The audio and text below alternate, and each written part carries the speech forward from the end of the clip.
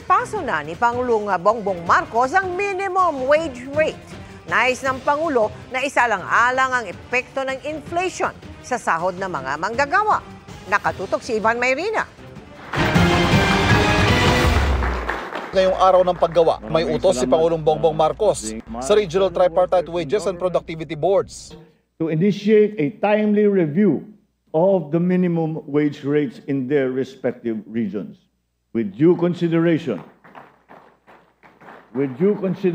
to the impact of inflation, amongst others, within 60 days prior to the anniversary of their latest wage order.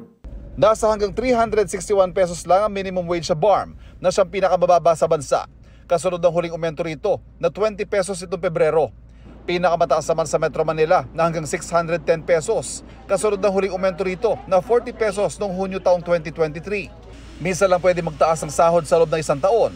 Pero sa Metro Manila, pasok na sa 60 days sa sinasabi ng Pangulo para repasuhin kung nararapat na magkaroon ng panibagong taas sahod.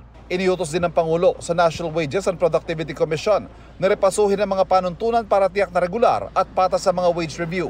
May hiwalay ring 150 pesos legislated wage hike na aprobado na sa Senado pero nakabinbin pa sa Kamara.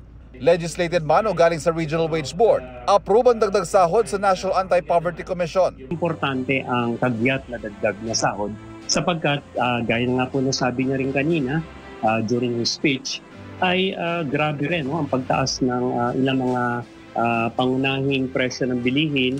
In fact, nakabantay po siya doon sa pagtaas ng presyo ng kuryente lalo na sa tumitinding init ng panahon.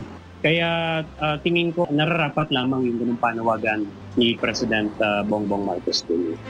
Sinubukan namin kunin ang panig ng Employers Confederation of the Philippines o ECO pero hindi pa sila sumasagot sa aming mga tawag.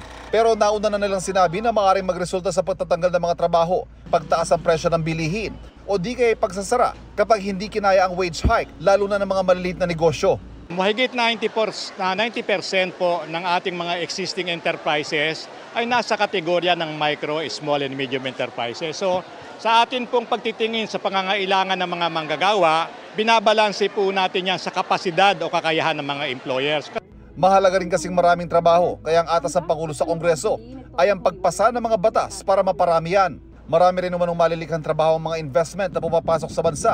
Pinatututukan din ng Pangulo sa DOLE ang underemployment sa pamamagitan ng mga skills training para mas akma ang kakayahan ng mga Pinoy sa mga trabaho dito man sa bansa o abroad.